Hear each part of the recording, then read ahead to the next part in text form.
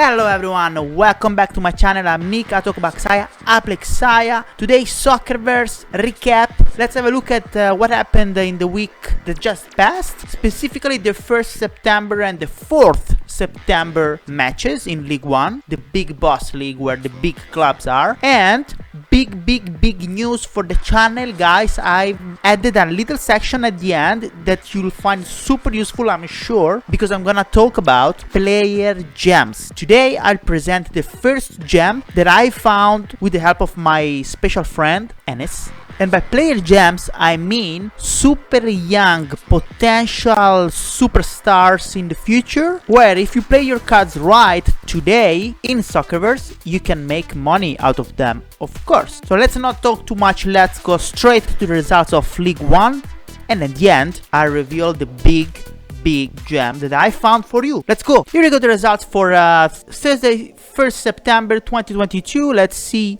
how it went. Big Drew, Aston Villa, Barcelona 3-3, Liverpool, Manchester Red 0-0. Good stuff for Liverpool that was going through a bad period. Here he drew against Manchester United, so it's great. Real Madrid, Inter Milan 0-2, Leicester, Tottenham 1-2. Tottenham is doing great. Roma, Sevilla 1-1, Arsenal, Atalanta 1-0, Milan, Villarreal 3-0. Good stuff for Harris. Juventus, Torino, Napoli. Yes, my Napoli. We won away 2-0. And that's a great win because Juventus Torino was having a very good momentum in the past 2 weeks. Then Atletico Madrid 0, Paris Saint Germain 2, Chelsea 4, and Manchester City 1. A loss from Manchester City. This is interesting for the chart, which we'll see after the results of the 4th of September. Here we go. Manchester Red, which is Manchester United, against Barcelona 0-1, a loss for Manchester United. Inter Milan, Liverpool 2-2. Great stuff. Liverpool is coming out from the ashes. Tottenham 1, Real Madrid 2. Sevilla 0, Leicester 1, Atalanta Roma 0-0, Villarreal super goleada for Villarreal that wins at home 6-0 against Arsenal. That's great. And then Napoli at home drew 1-1 against Milan. Paris Saint-Germain 2, Juventus Torino 1, Manchester City 1, Atletico Madrid 0, Chelsea 1, Aston Villa 0. What does this mean for the chart, for the rankings? Let's go. Here we go. This is the ranking this week for League 1. As you can see, we have a new top player. We have a new top team on the top of the ladder, and that's Paris Saint-Germain. Congratulations, Devil, for managing Paris Saint-Germain so well. As you can see, Paris Saint-Germain comes from a very good streak of wins. 3 wins, actually 4 wins and 2 drew in the past 6 matches, which is great. And Tottenham is still there. It's not too far, only 1 point away from the top. Managed by Skyron Corax, and basically doesn't change anything in if you Paris Saint-Germain is on the top and the Tottenham, Manchester City, Manchester Red, so Manchester United, they don't change their rankings respective to each other. They're just 1 position lower because now Paris Saint-Germain is dominating. We have a big run-up this week. Congratulations to Phil Harvey. You did it well because you gained this week not 1, not 2, not 3, not other numbers, but 8. 8 positions for Phil Harvey, manager of Chelsea, that jump up to the 7th position. Congratulations, Phil Harvey. With these 2 wins, skyrocketed. That's great. But on the flip side, we also have one club that lost 5 positions this week, and that's Atletico Madrid. Atletico Madrid is now at the 11th position, so 99 stars. The manager of Atletico Madrid got, as you can see, 2 losses in a row, and that meant a -5 positions in the rankings. It's still early, it's not a big drama, but I had to highlight it. Then let's have a look at the relegation zone. Relegation zone, Atalanta still at the last position with a loss and a draw, nothing changes. Liverpool continues the negative trend with these 2 drew, so it gained 2 points, but it wasn't enough to change its position. It's still 19th position. And then yes, Napoli, as you can see, I came out from the relegation zone finally. Well, I just stayed one week in the relegation zone, but anyway, now I am in 15th position with 8 points. Only 1 point for the relegation. Still very precarious situation for Napoli. And that's it.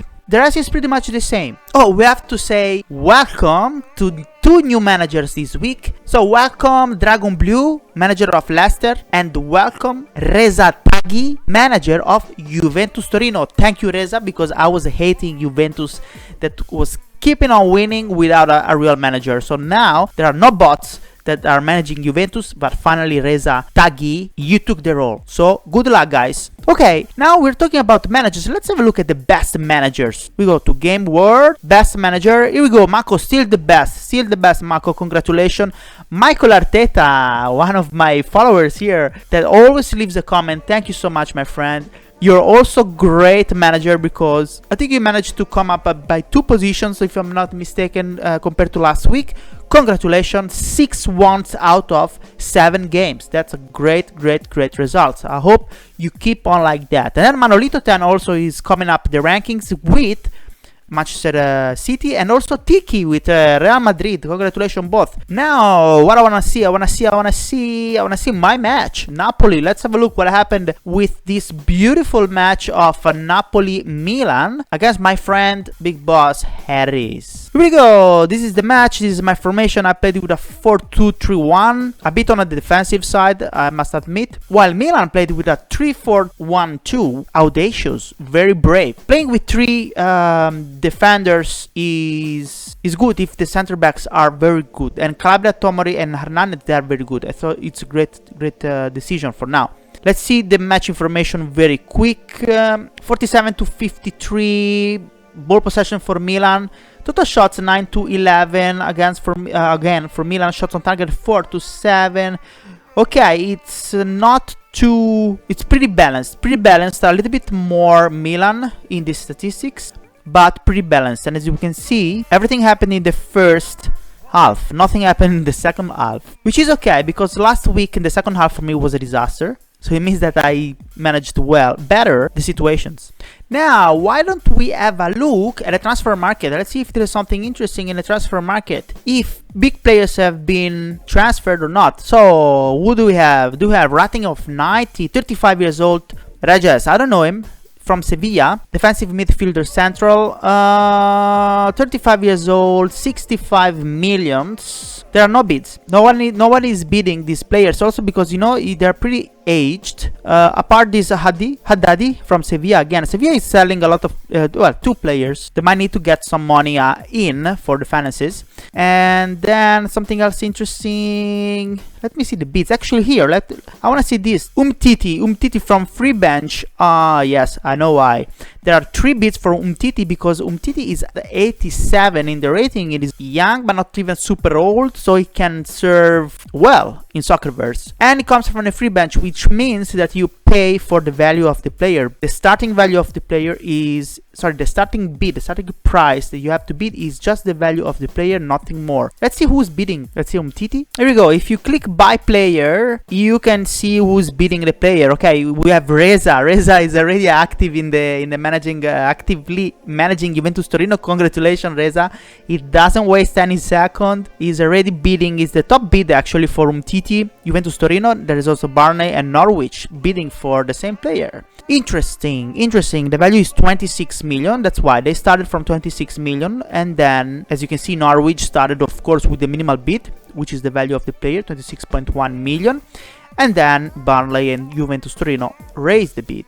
I'm not interested in this player for now. Let's see what happened last week in a transfer. Okay, I want to arrange it by cost. What was the Modric? You remember Modric? I was saying Modric is the big boss. This is a super expensive transfer. Look at that. Look at Modric from Real Madrid to London Red. Don't know why it's a bit weird. I have to keep on playing because it changes automatically. But anyway, as you can see now, Modric went to London Red, so Arsenal. But not only that, also Carrasco from went to Arsenal for 85 million. Arsenal spent so much. Let's have a look quickly at the finances of Arsenal. I'm curious of the finances. Arsenal looks like is full of money. I mean, all of these millions, and it lost 6-0 against Villarreal. Pata, what are you doing, Pata? Pata is the manager of Arsenal. Let's have a look at the finances. Starting balance 300 million, season income 152, and expenditure so far has been 357 million. That's huge. They still have 94.9 million, but let's have a look at the weekly expenses. Is this sustainable or not? Here we go. Weekly income, they get 11.3 million, but they spend 15.7 million. So weekly, it looks like it's a negative balance of 4.42 million. It's not too much because it's a big team and they have a lot of millions, so a lot of weeks of buffer with a 94.9. But I don't know how many weeks there are. Let's have a look at a schedule. Okay, still, how can I know the weeks? Let's have a look at the end of this season. This season will end December the 22nd, which is 16 weeks from now. So 16 weeks times 4.42. Let's make a calculation with a supercomputer. It makes a total of 70 million. So if this goes on and on and on like that linearly, which is probably not the case, they will end up with a balance of 24.2 million. Okay, so it's still positive, but from a starting balance of 300 to come down to that low, I don't know how the shareholders will look this. We'll see at the end of the season. Okay guys, now that we have looked at what happened in Soccerverse, this is the news. I'm gonna share with you what I found with the help of my friend Enes, who is a specialist in gem scouting. We actually found a super interesting, super young, and potentially very strong player that today he's 17 years old. He's already been linked to Arsenal and other big players in the Premier League, and he's already been compared to Mesut Ozil. Yes, this young player is Turkish. He plays for Fenerbahce in the Super League, and his name is Arda Guler. Let's have a look at Arda Guler and why we think it's a very interesting player to keep an eye on. And this is our gem for you today, so let's go. Here we go. This is Arda Guler statistics. We are in transfermarket.com, where you can track all the statistics of many players, soccer players in the world. As you can see today, the value market is 6 million of euros, which is basically US dollars. So 6 millions of euros today are 6 millions of dollars. This is the market that he has today. He, as I was saying, he's playing in as an attacking midfielder. He's only 17 years old. He was born 25th of February 2005, and look at that, he already played this year in this season of the Super League, so the championship of Turkey. Look at this is crazy. 1 appearance, 2 goals, and he only played 15 minutes, I think, something like that. Let me see the detailed performance data.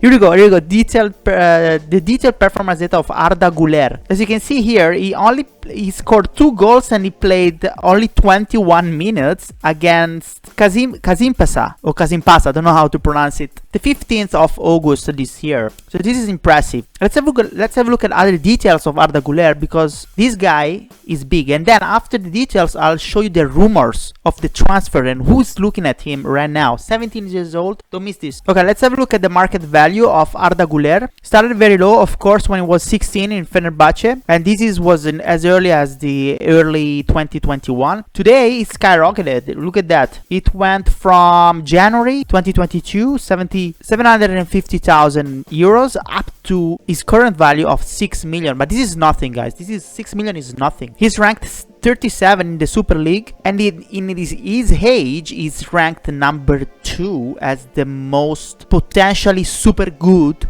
player in 2005. So for all the players that are born 2005, he's number 2. Let's look at the other statistics just to show you how good is this guy, because he's playing in big competition as well. He's playing in the Europa League qualifying.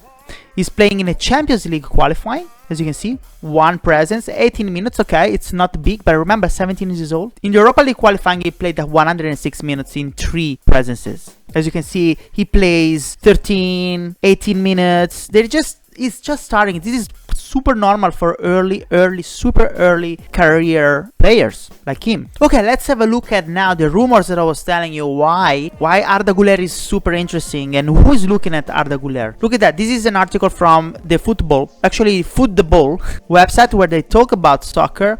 Arda Guler, the young creative midfielder that has earned comparison with Ozil and linked to Arsenal. Yes. So the main points of this article that I wanted to show you are down here. Where is it? Here we go. Arsenal youth coach Errol Guler worked with Guler during his youth career when he was playing for Gençler Birliği. Sorry the pronunciation, these weird names. I'm not Turkish, of course. But anyway, the youth coach of the Arsenal he knows very well Arda Guler. And the Arsenal youth coach believes that it won't be long until he leaves Turkey. Okay? That's what he says. I don't think Arda will stay in Turkey too long. I know that there are offers from Arsenal and Bayer Munich. Guys, I mean, this is a big rumor for a 17 years old. With each passing match, the number of these teams will increase. 20 to 30 million for Arda Guler will remain very ordinary. Okay? Not only him is speaking like that, but also Mesut Ozil says that he will be a world star. Let's go to Soccerverse and let's have a look at Arda Guler in Soccerverse and the share price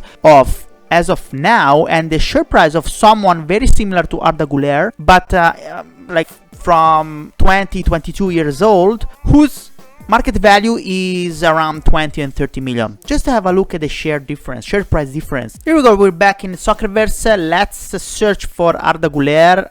Here we go, player. Of course, is a player, Turkish.